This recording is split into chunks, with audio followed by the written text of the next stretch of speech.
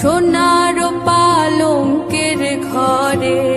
লিখে রেখেছিলেম নারে, যাও পাখি বলো তারে, সে যে